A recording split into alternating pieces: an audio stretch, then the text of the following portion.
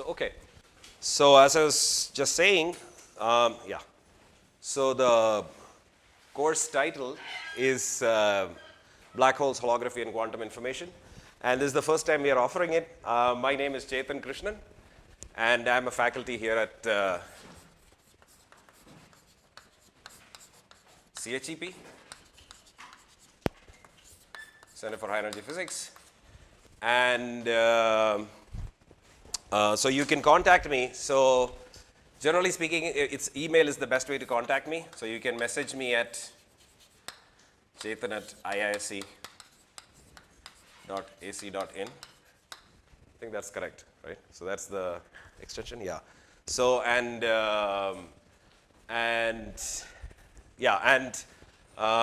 so this course is basically about, let's say, roughly about, it's kind of like orienting about the quantum aspects of gravity with kind of black holes as the sort of the, sometimes black holes are called the hydrogen atom of quantum gravity because it teaches us many things, even though we don't know anything about quantum gravity, and hydrogen atom is the prototypical thing that we figured out when we first figured out quantum mechanics. So quantum gravity, we don't know anything. The hope is that by figuring out black holes, we will learn something about it. So this is the broad idea, but it's like in a much more primitive form. We don't have a framework like quantum mechanics was for hydrogen atom at this stage for black holes. Okay, so what we have is like a bunch of different half-cooked ideas. Well, we have some theories which are very good, but which are so, we don't know how to solve them in a useful way so that we can say anything directly about, let's say, somebody who falls into a black hole. Okay, so we don't really understand the theories well enough so that we can make a clean statement about it.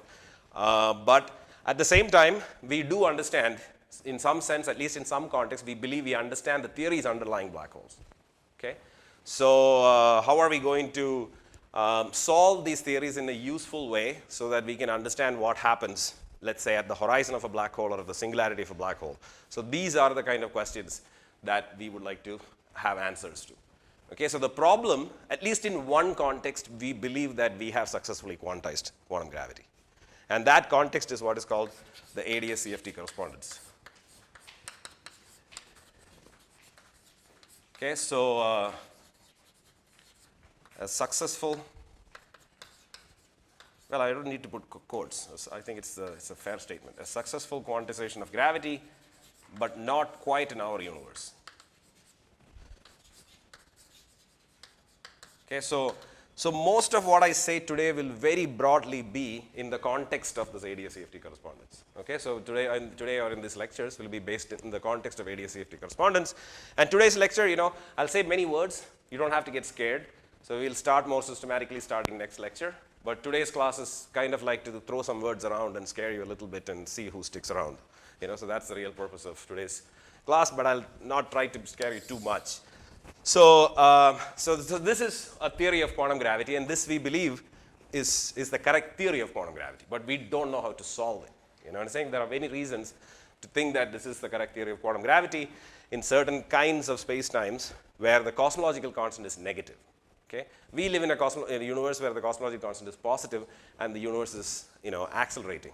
So these are universes where the cosmological constant is negative, but it contains, so this is a kind of space-time, kind of universe where, which is clearly different from ours, but it is not so different that gravity functions differently. You know what I'm saying? It is not so different that it is just a completely different toy model where nothing interesting happens. You can have real black holes collapsing, forming, evaporating. So all of those things still happen in the ADS-CFT correspondence. Okay? So nonetheless, it is not the same universe as ours. So, but this is the reason why we believe that if we understand black holes, if we understand all the black holes that are present in the ADS-CFT correspondence, we would have understood black holes in the real world. I think that's a fair statement. Okay? So because there are classes of black holes that exist in ADS-CFT, which can form due to gravitational collapse, and then they evaporate. And it has the conventional problems with black holes that we have for standard black holes in astrophysics. Like, for instance, the information paradox, how to explain entropy, all of those problems are there. So that's why we are fairly confident that we are not throwing the baby out of the bathwater by working with ADS-CFT correspondence and not a universe of the positive cosmological constant. Okay? So this is the broad setting of my lectures, but I won't, occasionally I will talk about ADS-CFT, but you may only see it kind of in the backdrop. You may not always see it like coming up in the forefront. Towards the second half of the lecture, I think I'll say a bit more concretely about ADS-CFT, but this is the broad setting. So this is where we are talking about. This is, I would say, the modern setting for understanding black holes. Okay? So a second point I want to make is that black holes, as all of you know, are formed by gravitational collapse in astronomy, astrophysics, and they are very interesting objects astrophysically because they are compact objects, and compact objects are of extreme interest purely from astrophysical point of view. Okay, so when people have very recently, they have looked at, not very recently, maybe in the last few years, there have been like colliding black holes and so on, so gravitational waves, we've detected gravitational waves, we have taken pictures of horizons, all of these things we have done. Okay, horizon is basically the surface of a black hole, if you're not that familiar with it. So all of this we have done, but all of those are interesting for the purposes of astrophysics. My goal is not so much to emphasize that. I will occasionally have reasons to connect with those things here and there because black holes are, sort of on the cutting edge of physics, so there are things that we think we may know which we may not know. So in that sense, some aspects of astrophysics may be relevant for what I'm talking about, but fundamentally my interest in black holes, or the focus of these lectures, will be in trying to understand black holes as solutions of general relativity or gravity. Okay? So the reason why we're interested in black holes is as a tool for understanding quantum gravity. So we view them as solutions of gravity, which by understanding them in the full quantum mechanical theory of gravity, we hope to learn about quantum gravity. So this is a theoretical focus rather than a phenomenological or astrophysical focus. Okay? And I'm not really an expert, particularly on the astrophysics of black holes, but I think for the purposes of for instance, there are very interesting things that happen around black holes in astrophysics. For instance, accretion disks. Okay, so there is an interesting dynamics. There is magnetic fields which are very strong. All of those things are very interesting, but we will largely not talk about them. But the reason for that is that to understand them, we mostly just need classical general relativity together with electromagnetism or the standard physics that we are very familiar with. We are trying to apply physics, these ideas. We want to look at black holes as solutions of general relativity in such a way that we can try to understand things beyond general relativity. So this is our goal. Okay, so this is sort of the setting, and yeah. So what else did I want to say? So this is sort of the basic orientation. Yeah. So our goal is theoretical goals, not astrophysical. So this is one point.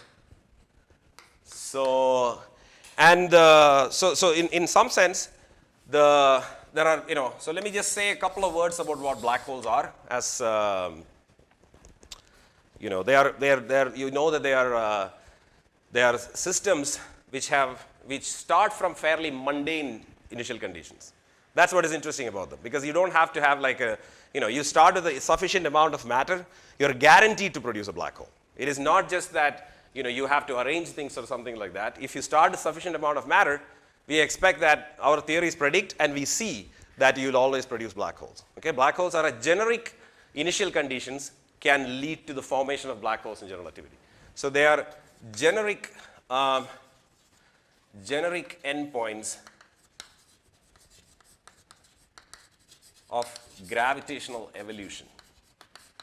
And by gravitational evolution, we mean general relativity. Okay, so how many of you have taken some course on general relativity? Pretty much all of you, but some of you not. So I think you will need some general relativity. So who have not taken a course on general relativity? So there are some people who have neither taken nor, okay, you have not taken. So so I don't think you need a full course on general relativity, but I think you may, I think it'll be a little bit difficult if you don't study some things a little bit advanced. I think general relativity you will need. Okay, quantum field theory, my demands are less intense. You just need to do so let me write the prerequisite here. So prerequisites. First is general relativity. So I don't think you really need a full understanding of general relativity or a full course even necessarily, but you should have seen Einstein's equations. What I mean by this, you should have seen Einstein's equations, and you should have seen the Schwarzschild solution of the Einstein equations. So if you have seen these two things, you should be okay. I don't think you need much more than that. The rest I'll teach you. Okay? So, but these two things, I think we can't really go back all the way. You know what I'm saying? So these two things, if you have not seen it, it's not very hard to kind of pick it up. I mean, according to many people, it's like general relativity is a subject that you can learn over a long weekend. So it's not, and I think it is not an exaggeration. So I would not say the same thing about quantum field theory, which is also a prerequisite, which will take you probably a lifetime to learn. But we don't need all of quantum field theory, fortunately. We just need to know a little bit of free scalar field theory, which is basically the first chapter of any standard book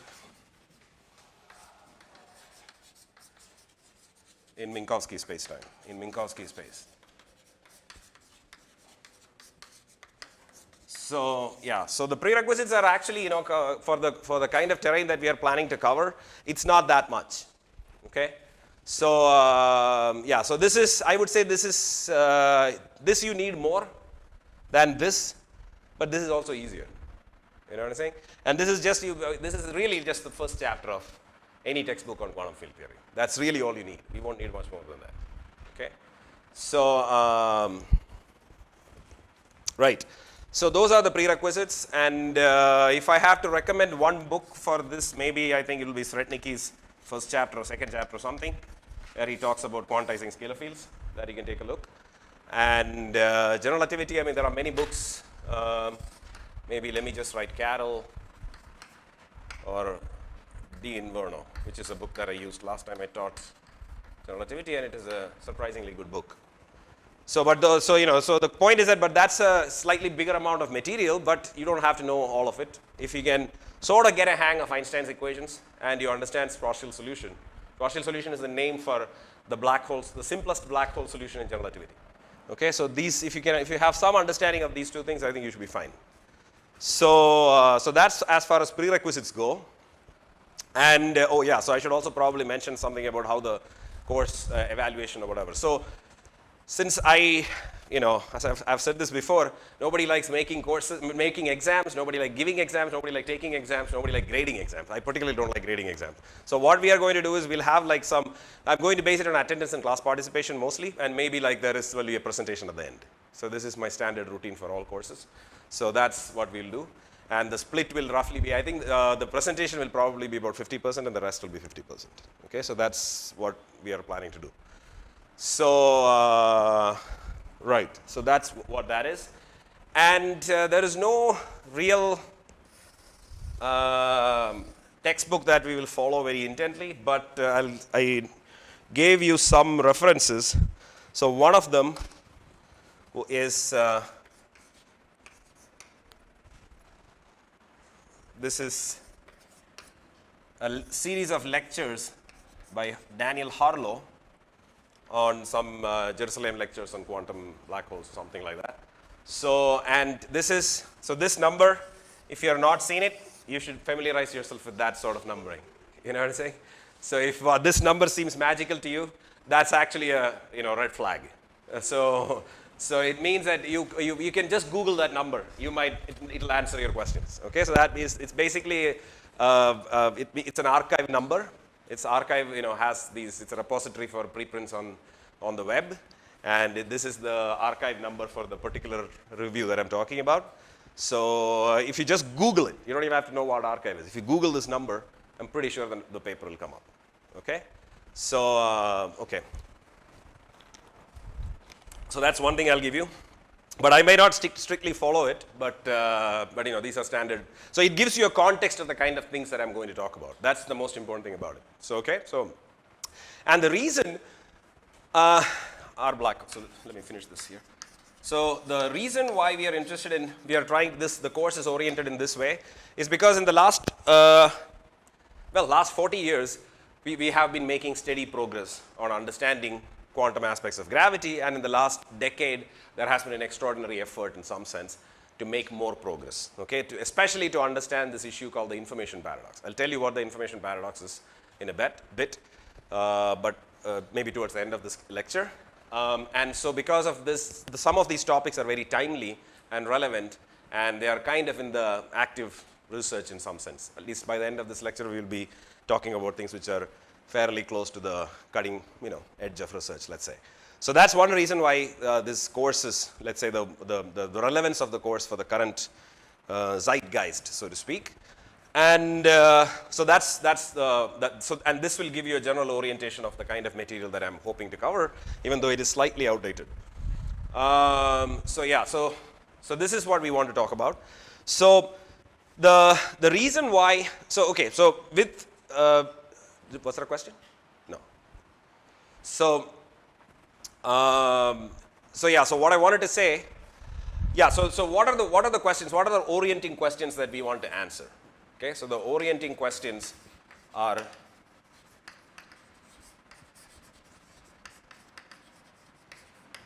one is black hole entropy,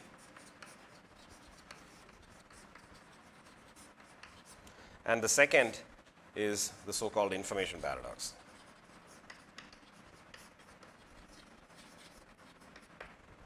So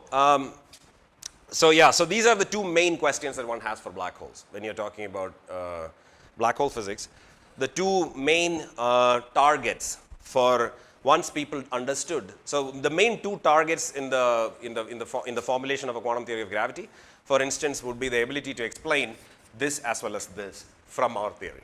Okay, so string theory is a theory which is able to do the first part for certain black holes. Okay, so certain non-generic black holes, or non-generic in a suitable sense black holes. So, and this is a problem which at the moment, I mean, there are various claims of success of having resolved it, and we understand various bits and pieces of it, but our understanding of this is nowhere near as good as our understanding of this. And even our understanding of this is not that great. As I said, it is for some classes of black holes in string theory, we have explanations for it, and that has taught us quite a bit. Okay, as I said, in fact, it is by studying these black hole entropy questions in string theory that we stumbled upon the IISc correspondence. Okay, so this has been a very fruitful line of research, and it still is. But this is more of a kinematic problem.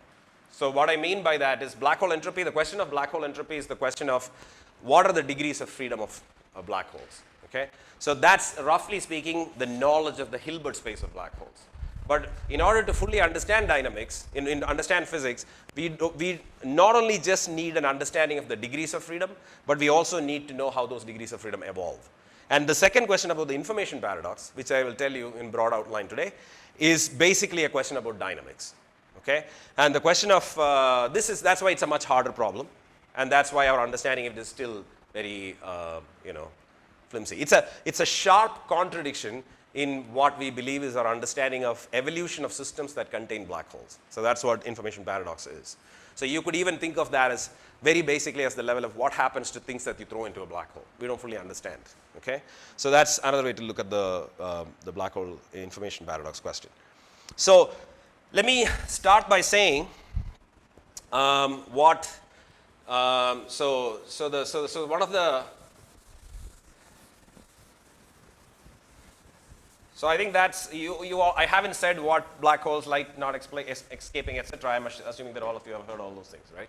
So black holes are things from which light can't escape, so which means that we believe that almost nothing can escape.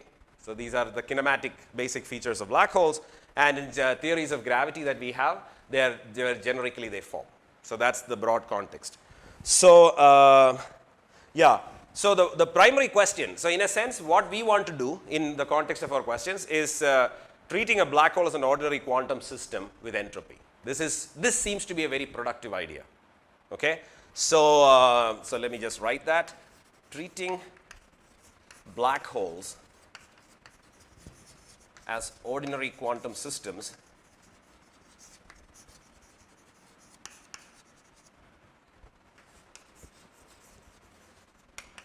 with entropy has turned out to be a very productive idea. And the entropy of black holes is, so this is sort of the, so the entropy of black holes is area divided by 4 G Newton. Okay, where G Newton, this is, all of these are, as I said, many of the things that I say today, you will kind of have to take it at face value. We'll gradually develop it. Okay. So this was the idea that black holes have entropy was first suggested by Bekenstein. So in some sense, Bekenstein is the person who sort of inaugurated the kind of ideas that we will be interested in this course. Okay? So he observed that S has to be proportional to area because, what happens to the entropy of a thing that you throw into the black hole? If nothing can come out of it, somehow the entropy seems like it is lost. And black holes, at the time, people believed that they have 0 temperature. So it seemed like the first law of thermodynamics would be broken. Or second law of thermodynamics, depending on how you look at it. There are various versions of phrasing it, but you will run into trouble with thermodynamics. Okay? So, and the way he addressed that problem is by attributing an entropy to the black hole. And so he wanted to understand how should we, but if you're looking at it from outside, how are we going to attribute entropy to a black hole? And so initially the one possibility is that maybe the mass of the black hole captures entropy. But the point is that mass of the black hole, there are like, so it is not, for instance, in black hole collisions, it is not very clear that mass, the total mass in some suitably defined way is a constantly increasing quantity. Okay, so for instance, gravitational radiation can take away mass, which is why we see LIGO, for example. Okay, so but it is, one can show, at the time, there was an old theorem that in fact Hawking had proved for other reasons before, which showed that the the area of a black hole can never decrease in any process that involves multiple black holes, for instance. He had shown that as a theorem. So using that fact, Bekenstein conjectured that the entropy of a black hole should be proportional to the area of the black hole. Okay, area of the horizon of a black hole. Horizon means the surface of no return. Okay, so that surface has an area which we can compute using standard techniques in in basic general relativity, or we don't even really need general relativity for that. So, and if you compute that area, he conjectured that the S should be proportional to the area. So this was sort of the starting point where black holes we understood as somehow they have some thermodynamic significance. Okay, so yeah, so that's the sort of the starting point. But this was, people were suspicious of it, So, and as often happens. So, and but what was shown by Hawking using a different calculation was that this entropy is in fact precisely equal to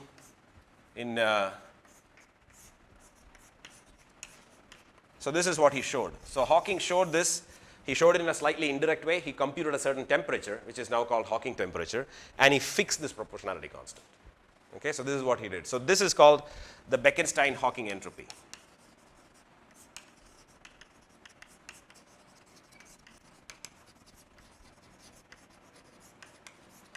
And what is surprising about this entropy, so okay, let me tell you how, so yeah, what is surprising about this entropy is that unlike, for instance, the solutions in other theories of our favorite theories, the solutions of general relativity, when you fix, let's say, the mass and angular momentum. Let's say we are just working with pure Einstein gravity with no electromagnetism or charge or anything. So if you just have Einstein gravity, then if you fix the mass and angular momentum of a space-time, of an object, of a black hole, of a thing at infinity, then that uniquely fixes the solution. Okay, if you fix it at infinity, then the solution is completely fixed. So that seems that in general relativity, there is only one solution corresponding to a given mass black hole.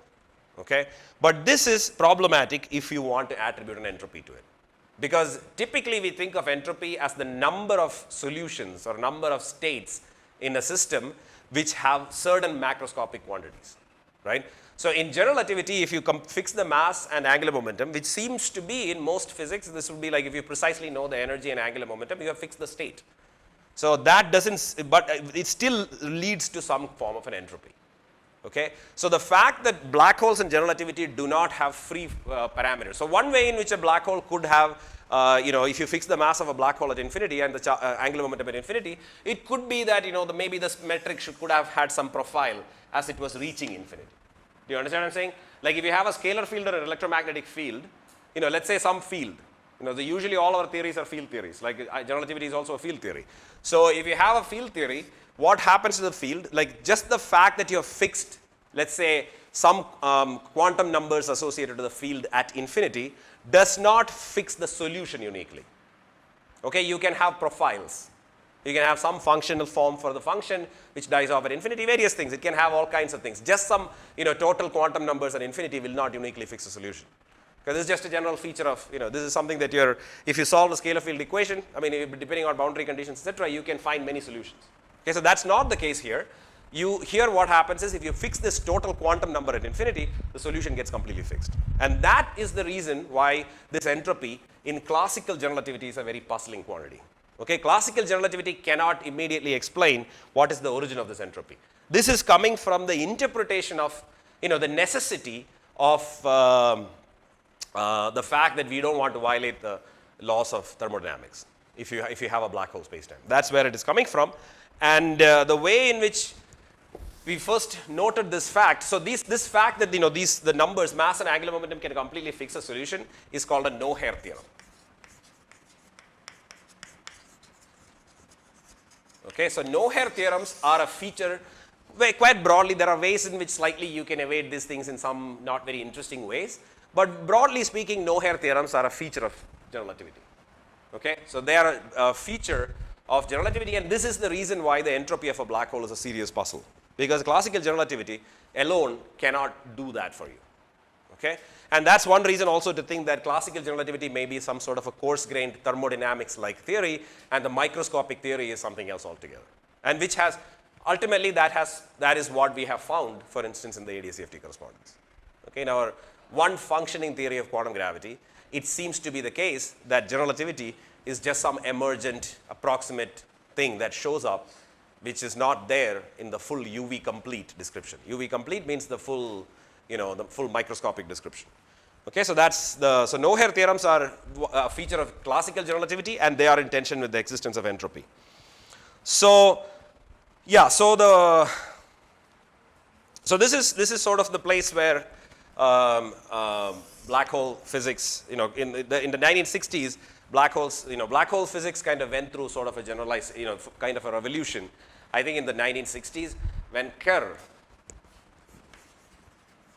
is a New Zealander mathematician who he discovered while he was in Austin that these guys, he discovered the most general solution. At the time when he discovered it, he discovered the rotating black hole solution. The Schwarzschild solution was discovered, Schwarzschild solution, let me just write down the Schwarzschild solution. So this is what is called, this is the standard form in which the spherically symmetric black hole of general relativity. I'm writing some of these things because, you can decide whether this course is at a suitable level for you. You know what I'm saying? So I think that, so if you have seen, this is the Minkowski metric in polar coordinates.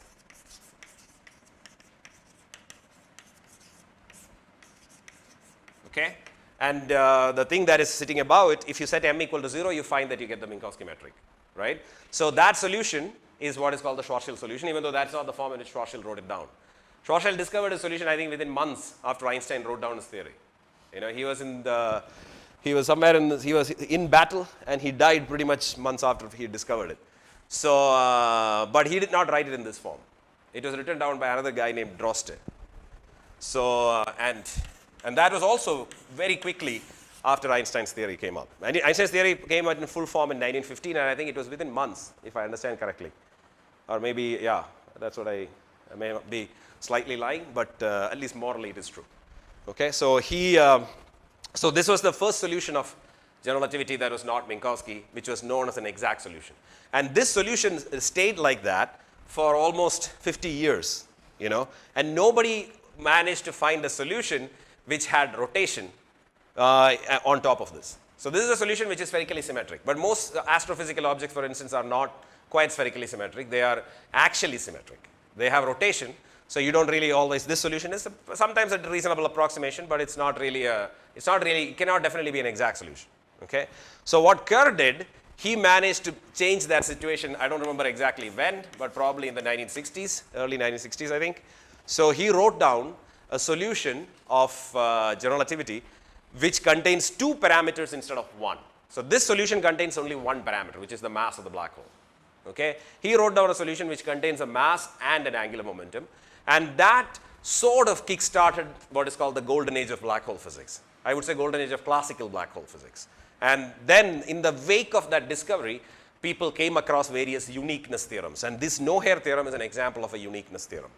Okay, so they came to this conclusion that if you fix, in classical, in black holes in 4-dimensional, 3+1 dimensional Einstein gravity, they understood that if you fix the mass and the angular momentum of a solution, you completely fix the solution, at least, very minor assumptions, with very minor assumptions. Okay, so this was observed by, this no-hair theorem was shown by Israel. Okay, this was various versions of no-hair theorem. The no-hair theorems are pretty technically difficult theorems, and are pretty technically difficult theorems in classical general relativity, and we will not say anything about them. We'll just use them as facts. Okay, so there are it does not use the kind of, there are 2 kinds of technical complications, technical difficulties that classical general relativity usually has. One of them has to do with proving these things called singularity theorems. Okay, so I will talk about that in the next, how much time do I have? So I think I'm going farther than I expected. Yeah, so we have time. So I'll talk about, so the next thing, I want to kind of give you an overview of the general lore of black holes today. So that's the goal of today's lecture. So the next thing I want to talk about, other than no-hair theorems, is singularity theorems. Okay, so, and singularity theorems are one kind of, so both require fairly sophisticated mathematics. Okay, so the kind of mathematics that usually one studies for in so-called global aspects of general relativity, which some of you may have studied, is the methods required for proving the singularity theorems. But these theorems are not proven using those techniques, and they're very different techniques, and they're still very hard techniques. So I don't think most people who study advanced general relativity usually study the singularity theorem techniques, but these methods are generally speaking also equally difficult, but I have not met that many people who are experts on them. That's singularity theorems are, and neither am I. So I just wanted to say that. I wanted to give a hat's tip to Israel, because this is a very important and very crucial theorem for our purposes. But I think that pretty much everybody treats it as a black box. I mean, it's a reliable black box. There are very good reasons for believing it, but the full proof is not easy. Anyway, so that's the first ingredient, first thing that I'll say, and or first or second thing that I'll say, and the next thing that I'll say is a bit of classical black hole physics, which is a theorem first proved by Penrose. Okay, so this is.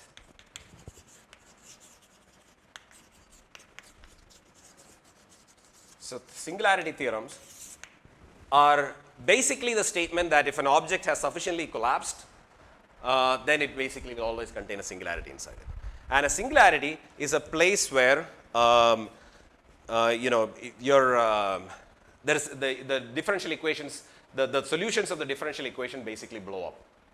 So the statement of singularity theorems are that very fairly generic initial value data in classical general relativity will evolve and form singularities. So this is basically the statement of Penrose's singularity theorem, and this is it's strange in my opinion, by the way, that Penrose got the Nobel Prize and not Kerr. It's a bit surprising, because singularities are inside black hole horizons. So essentially a singularity is something that you will never see. So, and considering the fact that Nobel Prize is about actual ability to see the black hole people are actually, when they say, when you take a picture of an event horizon or something like that, you are basically looking outside the horizon. You're not seeing inside.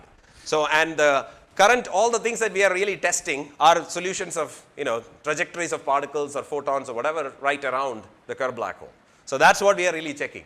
So it's a bit surprising that Kerr did not get the Nobel Prize, but Penrose did. But okay, Penrose is okay too, so it's fine.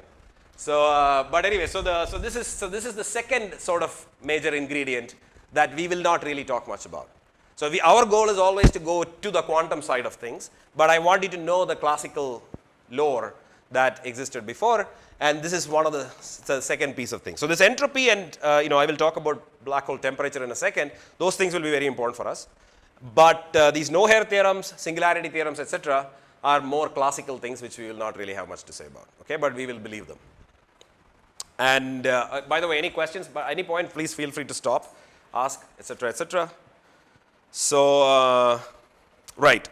So this observation. So I told you that Bekenstein determined or proposed that black holes should have an entropy based on pure thermodynamic arguments. Like if you throw something into a black hole, what happens to it? It has to have an entropy, otherwise the thermodynamics is broken.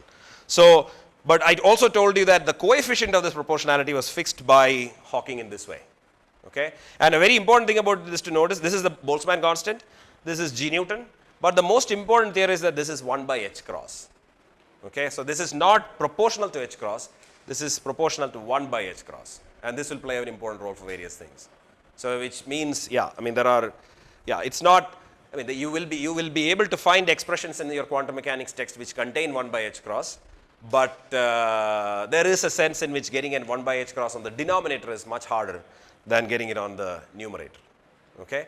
So and this basically comes from indirect arguments, but any quantum theory of gravity should be able to reproduce it.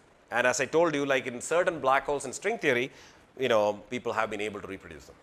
Okay? So that gives you strong reason to believe that both this expression is correct as well as the string theoretic constructions that lead to them are also probably correct. Okay? So and this is a fundamental test, we believe, of all theories of quantum gravity. So all gravity theories basically contain black holes, okay? Except some very low dimensional ones, etc. So all interesting gravitational theories contain black holes, and essentially it is because of the fact that there is no such mechanism for repelling things in gravity. If you add matter, things just keep collapsing. So there is no mechanism for stopping the collapse, and if you put enough matter, you can overcome any other force. That's the primary. This is basically I give you a proof of the existence of, let's say, black holes. Okay, so gravity is always attractive, and there is if you put enough matter, the gravitational collapse is a stronger phenomenon than any repulsive mechanism that you can put in place. So it will always crush things to nothing. So and that's what happens with the black holes. Okay, so right. So so this 1 by h cross is important, and so how did he fix that? Okay, so how did Hawking fix this? And the way he fixes in a completely different calculation, and this is a calculation that we will do in detail, Hawking's calculation of black hole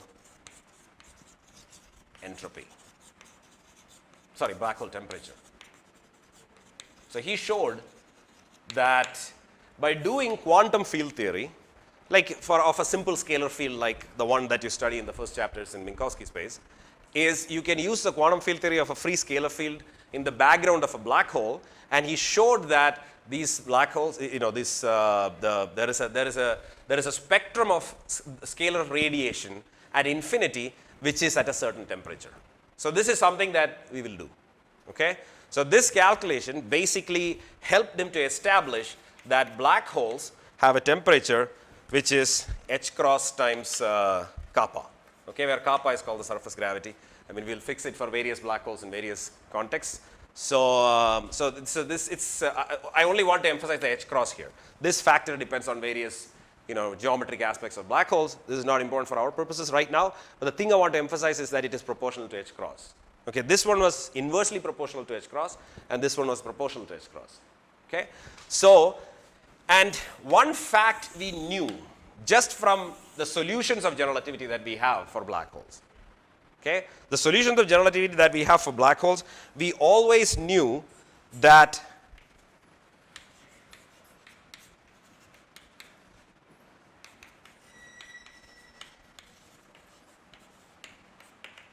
etc. Okay, so the reason I'm writing dots, because if you have electrically charged black holes where you have electromagnetic field as well and not just general relativity, then you will have an expression of this form.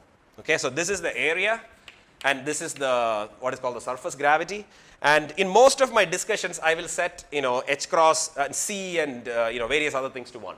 Okay, so it will sometimes be important to keep g and h cross, and in this particular example, I'm keeping also h cross because here. So this expression, note that this is a completely classical general relativity expression. Very important fact. Okay, so this is some expression which just contains the parameters of the black hole. So you get some expression like this, and this equation, if you assume that this equation is is giving you the temperature, then using this guy here, I can write this as T ds is dm minus omega dj whatever stuff.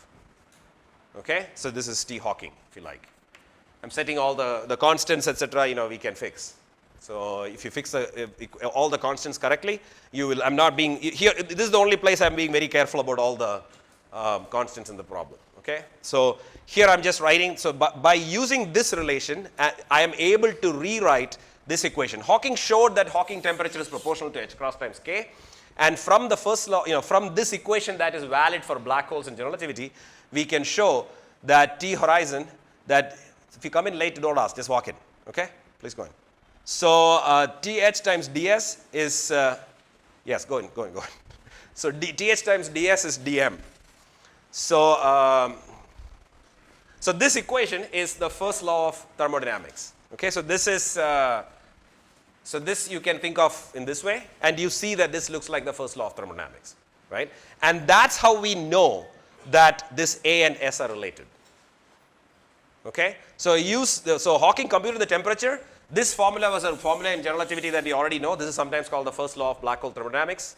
Okay, but at this point, it is not a law of thermodynamics. It is just some formula relating parameters of a black hole.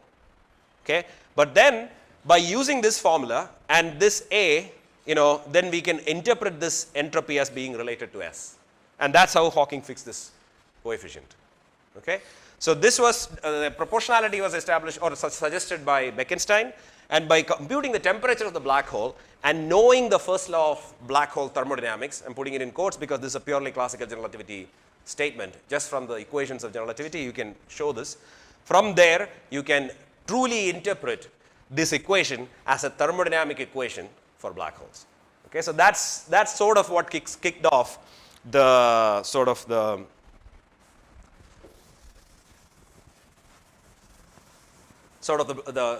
quantum side of black hole physics.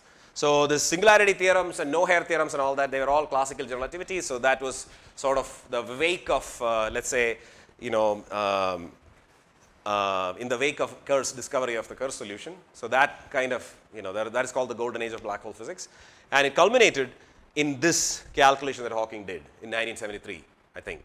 Which is, and that calculation basically showed that black holes actually have a temperature. And did I do something? Is it still audible? Yeah, okay.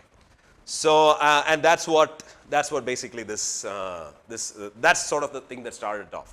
So now that comes us to the, so this is sort of the, I told you there are two main things that will be kind of our orienting stars in the course, and one of them is black hole entropy, and one of them will be the information paradox. Okay, so and of course we'll talk about many other things related to ADS-CFT, this, that, etc. But all of them will be guided in some sense by these two things. So I already explained at a very superficial level the black hole entropy question. So now I'm going to say what is the information paradox? Because now we have enough context. Okay, and the context is basically that if you have a black hole that is sitting somewhere and it has a temperature and it's radiating, right? It's radiating means it's losing energy and mass. So asymptotically, far away from the black hole, it's steadily, very slowly, but it's losing mass. So which means that at some point, it will evaporate completely and you will get, it'll just be thermal radiation, right? So the black holes are not the final state of gravitational collapse, in other words. So Hawking's calculation basically suggests that the temperature that is, the radiation that is left over from the evaporation of a black hole at the end of its evolution is the most entropic thing in the universe. Okay, so that object is what finally the end state of every collapsing thing would be. This is what, At least if you take Hawking's calculation at prima facie, that's what it means. But it also gives you a problem, which is that at least Hawking's calculation, the way originally it was calculated, it looks like the spectrum is exactly thermal. It's a perfect black body spectrum. Okay? And that means that the initial state, you know, the way you form a black hole is that you started with some initial state and then you let it evolve. This is the time direction. And at some point you form a black hole, etc. So this is, you know, why this, I'm calling this a black hole, etc. We will see later. So, and when this happens, and later on it basically is radiating this Hawking quanta. Okay? So it radiates these things, and at the end you're left with, you know, all of the information about the initial state. And if you think of it, you know, we believe that quantum mechanics is the real description of nature. So this was some initial state which was a pure state, right? It's a pure a ket in the Hilbert space. But finally, once it's evaporated, what you end up with is basically a thermal density matrix. A thermal density matrix basically means, you know, a rho which is basically of this form. Because that's what thermal radiation means. Thermal radiation means that the density operator, if you are familiar with that, is of the form of the canonical ensemble. That's what it means. Okay? So, or you know, like this, if that was a little too highfalutin, you know, initial state which had information in it, which depends on the details of the initial configuration, ended up looking like just purely thermal spectrum, right? So that is something that you do not expect in a unitary theory of quantum gravity, because unitarity basically says that pure states have to evolve to pure states. Okay, so and that is the sort of the first iteration of the information paradox. It's not really a paradox, even though Hawking thought it was, but it's close enough to a paradox that it can be sharpened into a true contradiction. Okay, and we will talk about that. And that's one of the ways, you know. So this question, even though the way I am talking about it is not obvious, this question can be phrased as a statement about the smoothness of the horizon of a black hole. So what I mean by smoothness of the horizon is, so that's sort of the next big ingredient for our discussion. By the way, any questions at all, feel free to ask. I mean, especially if there are a lot of students, you know, sometimes there is kind of like a stage aspect to it, so you may not feel comfortable asking. So if one of you are brave enough to ask the question, then I think others will follow. So feel free at any point, you know, especially in today's lecture, it's like we are just talking, we are among friends, you know what I'm saying? So you're just talking about general philosophy of black holes. So anyway, so the thing that I wanted to say was that this particular question that Hawking asked, and Hawking, you know, Hawking argued that if this is, you know, he did this calculation and the spectrum looks thermal, so Hawking argued that this means that information is truly lost. Okay, so information is truly lost means that quantum mechanics breaks down. That's what it means. So in other words, unitarity, you know, Schrodinger's evolution is what everything evolves by Schrodinger equation. We believe that, you know, we will be entirely conservative in this entire course in the sense that we will always believe that quantum mechanics is correct, you know. So yeah, I mean, if that goes wrong, I don't know what to do. So so assuming that quantum mechanics is correct, we expect, so this cannot happen. But Hawking, you know, Hawking is a brave man. So what he did was that he came to the conclusion, he declared, or he thought that the information is lost and unitarity breaks down in gravitational evolution. But this doesn't seem to be what is happening, at least in many toy models.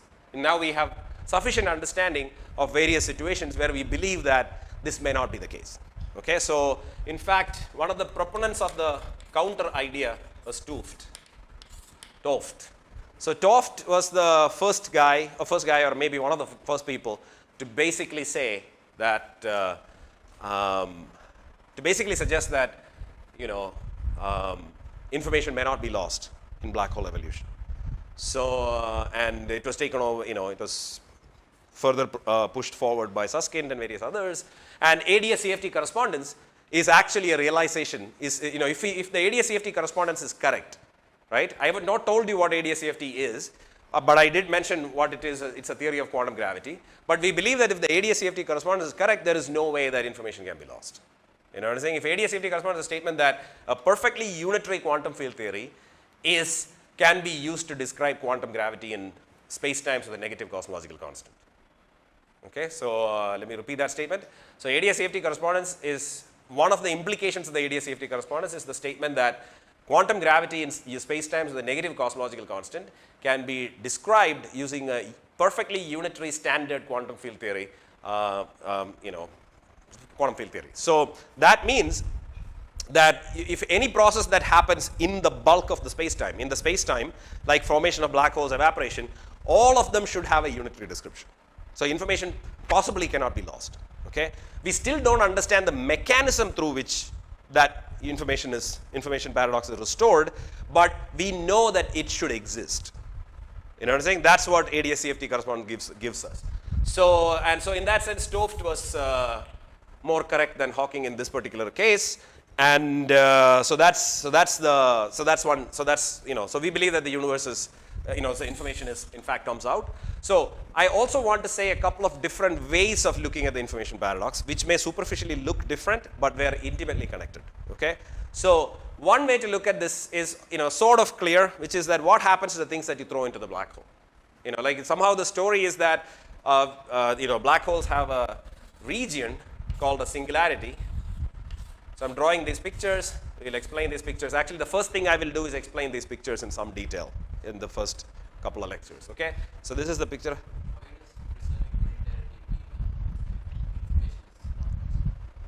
Can you rephrase the question? I mean, from the way I said it, it is exactly that, right? So you have information means what do you mean by information is the same, the coherence of the state is another way of characterizing this, describing information. So coherence means like, if a pure state, a ket, evolves into a density matrix, we say that information is lost. In some sort of continuity equation of probability is violated. Right? So that's another way to, so I mean, it depends a little bit on what you mean by information, and this is the specific sense in which I'm using it. Okay? So the information here means that probability is conserved. So probability will not be conserved if this guy evolves into this guy. Okay? So first of all, we don't even know how it happens. We don't have a mechanism for, well, I mean, we can write some Lindblad-like equations and all that, but the point is that pure state evolving into a thermal state like this, we necessarily lose information. Probability is not conserved. So that's what I mean by information paradox. I mean, you can also think of it as the breakdown of quantum mechanics, because that's what it is. In quantum mechanics, information is always preserved, right? So yeah. So any other questions? Yeah.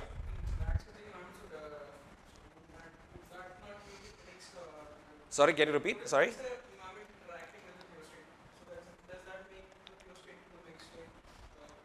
What is interacting with some what? Sorry? Yeah. Well, I mean, if you're thinking about the universe as being described by a state, you can think of it as a closed system, right? So I'm talking about the wave function of the universe here, or any system like whatever closed system that contains a black hole. Okay, so here. What I'm saying is that you start with some initial state, you evolve it, you form a black hole, and once the black hole evaporates, some information has to be lost, according to Hawking's calculation, and if you take it at face value. Okay? So, right, yeah. So, I mean, you can couple it to and make it an open quantum system and all that, but this particular aspect of it will still remain intact. So, you can look at some region of space-time and phrase it as an open quantum problem, but it's still, this is the fundamental issue. Okay, so, yeah. So yes, so far, I have not really emphasized singularities much, and I generally will not, in the course of this course, so to speak. So, but yeah, I mean, maybe we'll talk about it here and there, but most of the time, our attention will be on the horizon. Okay, horizon is the defining property of a black hole. The existence of an event horizon is what defines a black hole, in the sense that, if you have an event horizon is basically a region of space-time from which classically, information cannot reach infinity. That's what an event horizon is. Okay? So for instance, somebody, so something that happens here this is the asymptotic region or the boundary of space-time in this picture. So these pictures are sometimes called Penrose diagrams. So we will talk about them later in the next maybe lecture.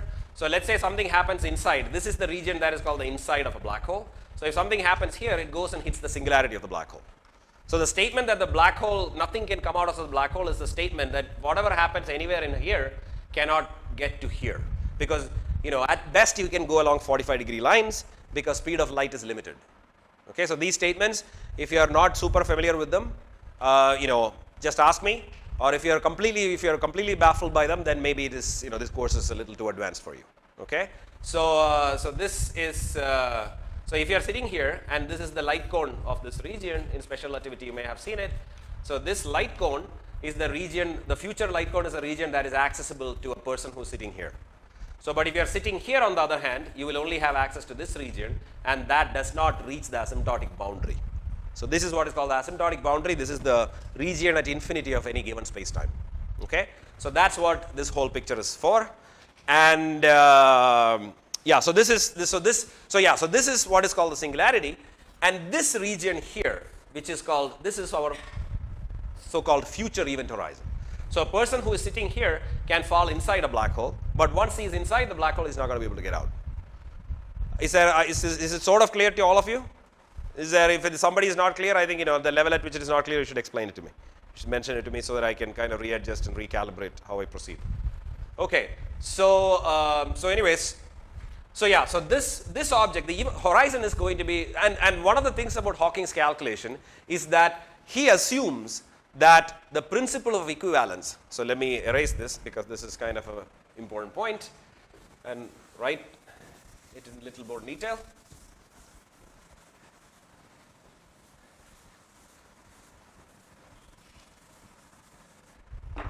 So one of the crucial things that Hawking needs to assume, as we will see in our calculation, is that he has to assume that this region of space-time respects general relativity. Okay, what that means? That assumption is called the smoothness of the horizon. Okay, smoothness of the horizon is basically the statement that a freely falling guy into a black hole, a free falling geodesic into the black hole, will just experience principle of equivalence at the horizon. Okay, so that's what is kind of the defining property of a generic point in space-time.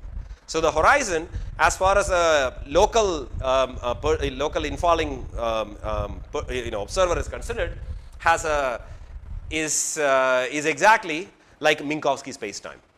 Okay, so this is sort of the starting principle of the general relativity, which basically says that anywhere in space, even if there is gravitation, if you are in free fall, local experiments will look like Minkowski experiments.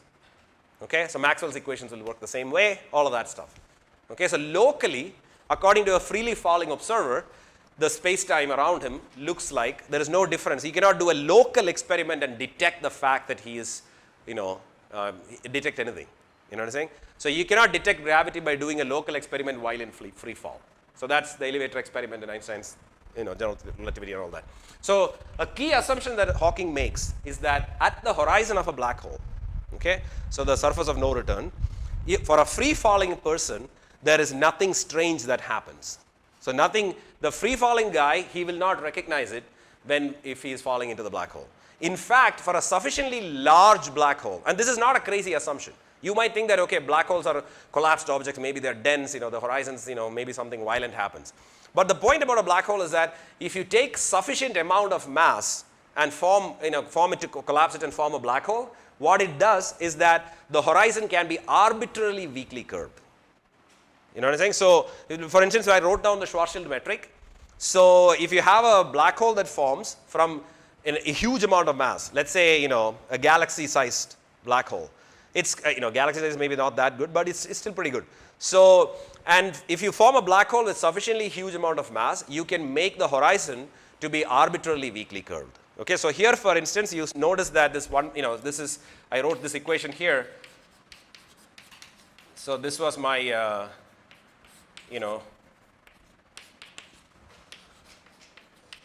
equation for the Schwarzschild metric. So this radius, the r is equal to 2gm by c square is what is called the horizon of the black hole for the Schwarzschild metric. So there this piece of the metric looks weird, right? So 2gm by c square is equal to r is what is called the Schwarzschild radius. So let me write it like this.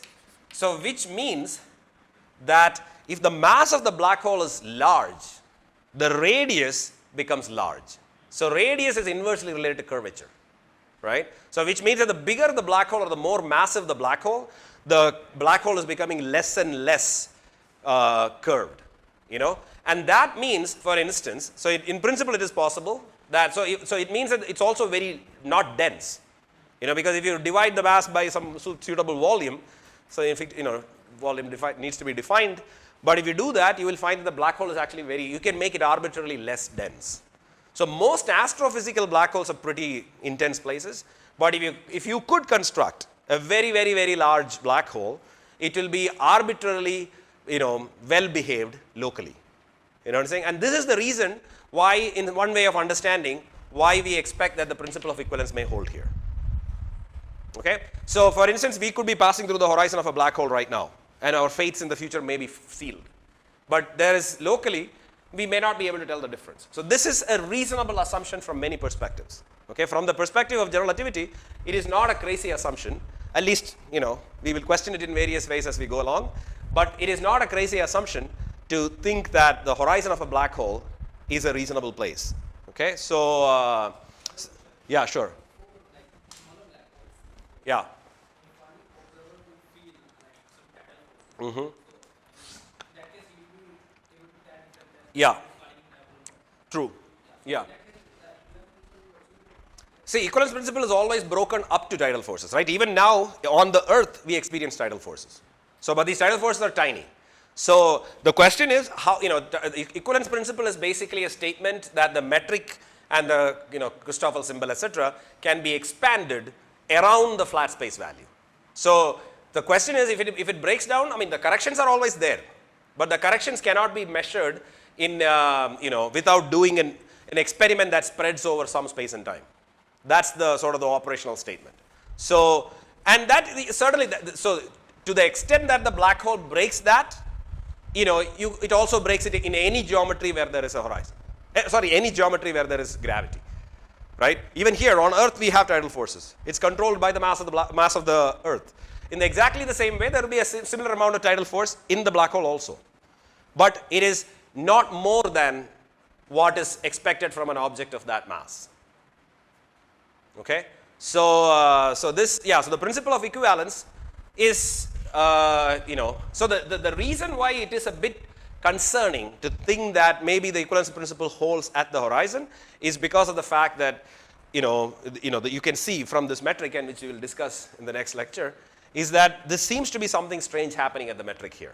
Okay, it looks like one of the components of the metric has collapsed, has become trivial, and the other one blows up. So the next piece is dr square, right? So this is your next component, and then there is the angular part. So this is your metric, and this guy also blows up, and this guy becomes trivial. So it might look like at least one representation of the metric. It looks like the space-time is going crazy. But on the other hand, one of the things we know about general relativity is that we can do coordinate transformations. So there exist coordinate transformations which you can do to rewrite this metric in a form where it is smooth at the horizon. Okay? So, and the principle of equivalence is the statement that we have the freedom to do those coordinate transformations. So if you believe that we have the freedom to do those coordinate transformations, then at the horizon, you're breaking. Sorry, the black hole has a smooth horizon. Okay, and that's the reason. So if you believe in general relativity, black holes seem to have a smooth horizon, and that's how Hawking computed. That assumption went in a very crucial way. In fact, you can show that the assumption of the smoothness of the horizon directly translates to this thermality of the Hawking spectrum. Okay, so the fact that it is thermal is directly related to the smoothness of the horizon. So there are many ways of resolving the information paradox. So the question is whether we can retain all these features that. So I didn't say why it is. So right. So one of the ways, I told you that the information paradox in the original way that Hawking framed it is basically the statement that a state forms and some pure state forms and evolves into a mixed state. So that's a violation of unitarity. So but you can actually argue, at least in some versions of the information paradox, that it is equivalent to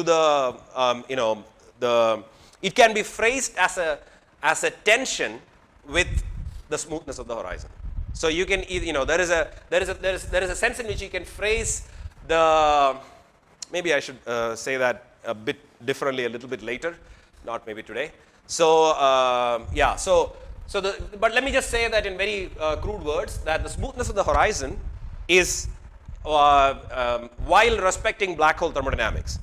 The ability to respect black hole thermodynamics while at the same time having a smooth horizon that is unitary is really at the crux of the questions about black hole information paradox. So the way I stated that, the only reason I wanted to emphasize it because the smoothness of the horizon is going to play a crucial role in all of these discussions, essentially because it directly translates to the thermality of the Hawking spectrum, and that is responsible for making the black hole evaporate.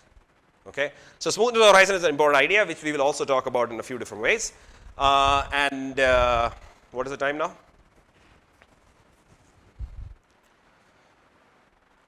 Yeah. So I think that brings me. How tired are you? So for the first class day, I think some of you are vagrants. I expect to leave by the next couple of lectures. So I think that maybe instead of like I think this is kind of like the semi-classical discussion of black holes. This is kind of an okay overview. So we will say a few more words about the way where the course is headed, etc. maybe in the next lecture, and then also start with maybe the causal structure of black holes and so on and so forth. Okay, so that's what we'll do. Okay, so any questions? Yeah. Yeah.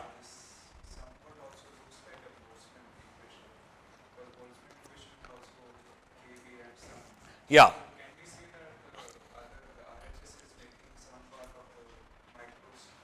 Yeah.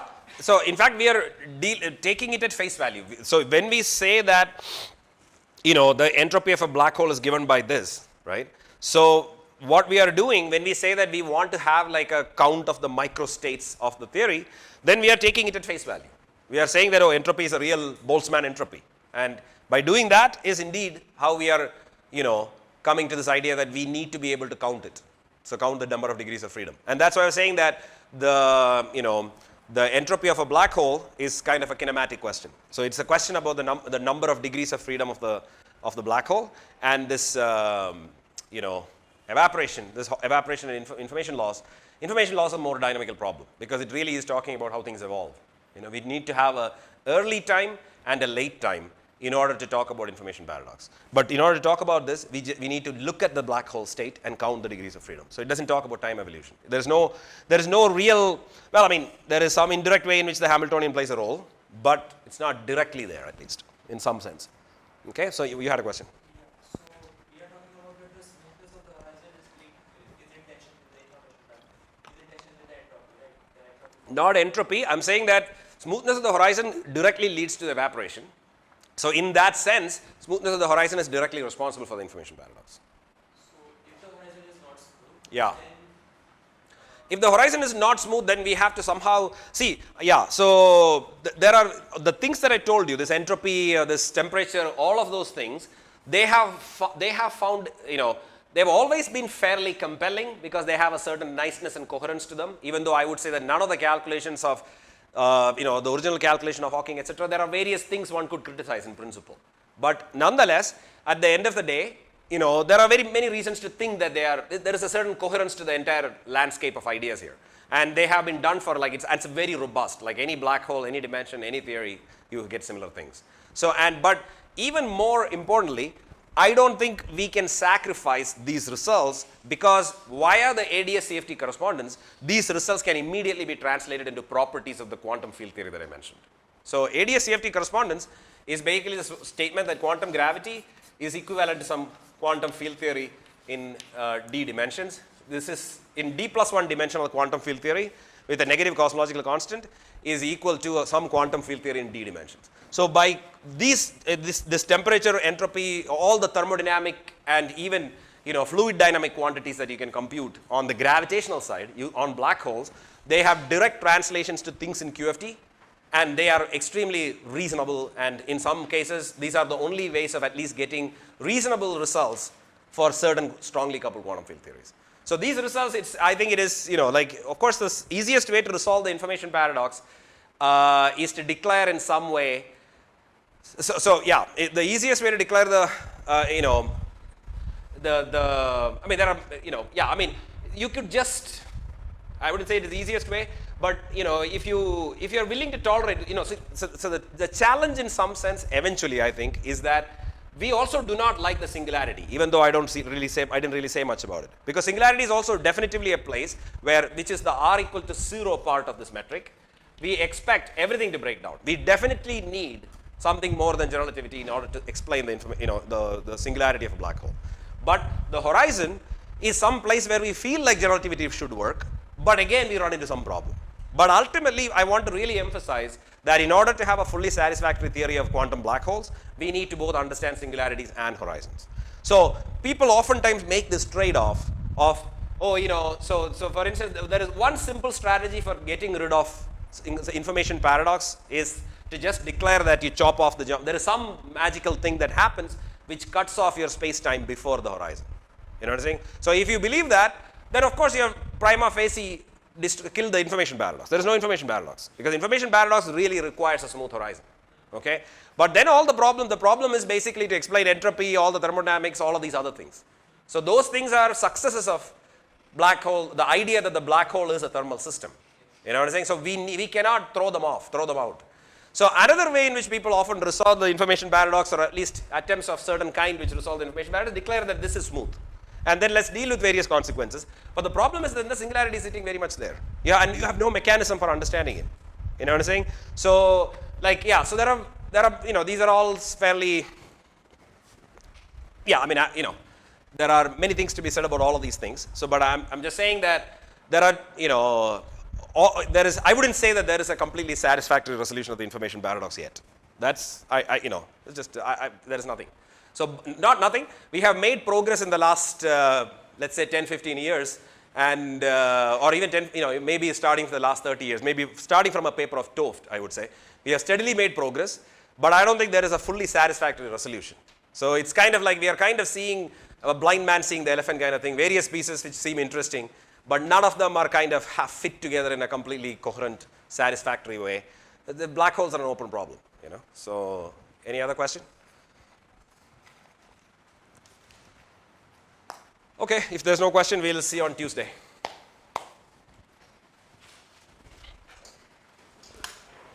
Yeah. We don't know that, so I'm saying that Hawking assumes that is the case, and then he gets then he comes to a, yeah.